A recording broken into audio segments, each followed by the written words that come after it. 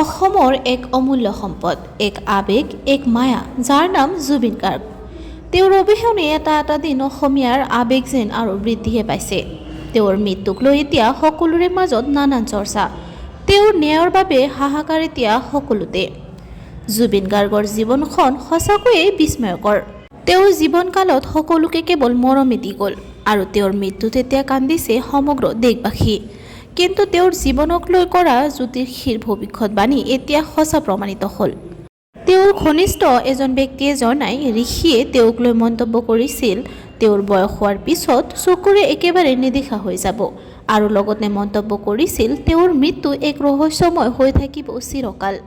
সঁচাকৈয়ে তেওঁৰ মৃত্যু এতিয়া ৰহস্যৰ আৱৰ্তত। সকলোকে কন্দুৱাই এক অচিন দেশলৈ গুচি গ'ল আমাৰ উজ্জ্বল নক্ষত্ৰ।